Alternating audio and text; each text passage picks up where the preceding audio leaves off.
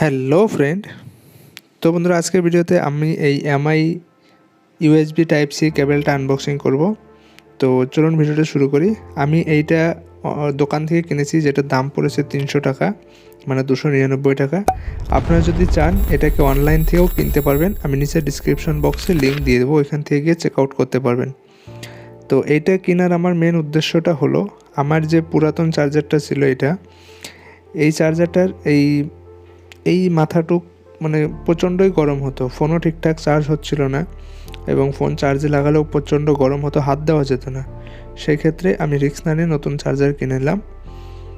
তো যদি আপনারা কেউ জানেন যে এটা কেন গরম হচ্ছিল, তাহলে অবশ্যই আমায় নিচে কমেন্ট করে বলবেন, তাতে আমি খুবই উপকৃত হব।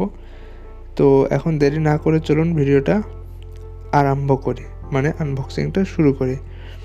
তো আমি এখানে আনবক্সিং করার জন্য কেচি ব্যবহার করছি। আপনারা যে কোনো ধারালো জিনিস ব্যবহার করতে পারবেন।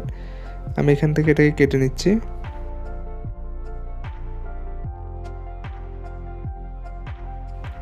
আমার কাটা হয়ে গেল। এখন আরামসে আমি এটাকে খুলে বের করব। যেহেতু আমি একটু তাড়াহুড়ো করছি, আপনারা আরামসে করতে পারেন।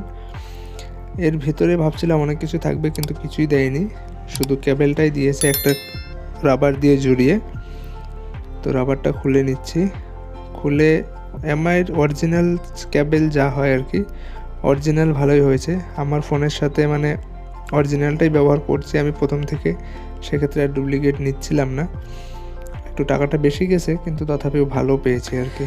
তো এতটুকুই ছিল আজকের ভিডিওতে। যদি ভিডিওটা ভালো লাগে তাহলে চ্যানেলটাকে সাবস্ক্রাইব করবেন, ভিডিওটাকে লাইক করবেন, আর সাথে থাকা বেল বাটনটাকে অন করে আমাদের সাথেই থাকবেন অন্য মজাদার ভিডিও পাওয়ার জন্য।